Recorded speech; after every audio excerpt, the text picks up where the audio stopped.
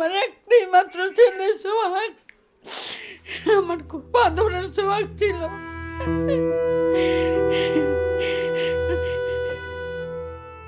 মায়ের আর্তনাদ ছেলে জাহিদুর রহমান সোহাগের জন্য।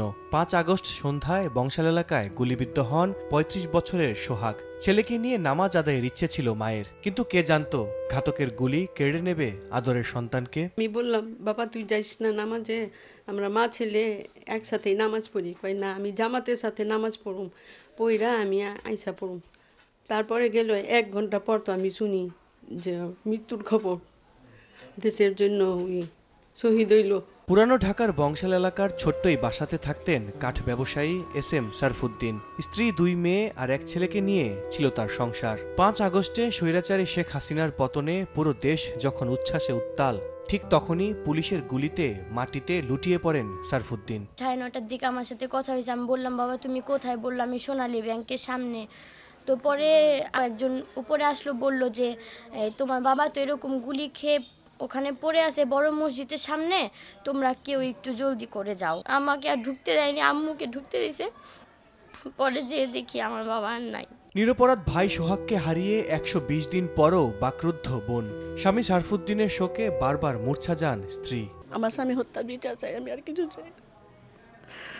বিনা দোষে বিনা কারণে কেন আমার স্বামীর এরকম করা হলো? গুলি করতে করতে করতে করতে ওরা গেছে, রক্তের নদী ভাসায় দিছে ওরা।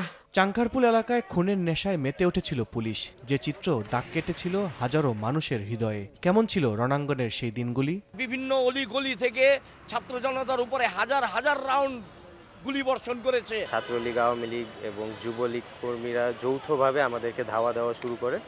পরবর্তীতে আমরা এটার বিরুদ্ধে প্রতিরোধ গড়ে তুলি। ক্ষণে ক্ষণে আমরা এদেরকে ধাওয়া দিয়ে পিছনের দিকে ফেলাই দিয়ে আসছি। ওই বিল্ডিং থেকে গুলিটা করছে, গুলি করে একটা লাশ ফালাইছে। 18 থেকে 19টা লাশ আমি নিজের চোখে দেখছি। 52, 71, 90-এর মতো 24-এর আন্দোলন সংগ্রামে স্বতঃস্ফূর্ত অংশগ্রহণ ছিল পুরানো ঢাকার মানুষের। সেই ঐক্য সামনেও ধরে রাখতে চান এলাকার বাসিন্দারা। আমরা চাই এই দেশটাকে সুন্দরভাবে সাজাতে, সুন্দরভাবে গঠন করতে। মা, আমি মিছিলে যাচ্ছি, নিজেকে আর আটকে রাখতে পারলাম না। সরি আব্বুজান, তোমার কথা অমান্য করে বের হলাম। ৫ আগস্ট চিঠি লিখে বাসা থেকে বের হয়ে চানখারপুল এলাকায় শহীদ হন ১০ম শ্রেণীর শিক্ষার্থী আনাস, রিকশা চালক সোহাগ মিয়া, কলেজ শিক্ষার্থী সাইদুল ইসলাম শোভনের রক্তে যে জনপদ রঞ্জিত হয়েছিল, সে জনপদের বাসিন্দারা থাকতে চান শহীদদের স্মৃতি আঁকড়ে। আল কাসির, সময় সংবাদ, ঢাকা।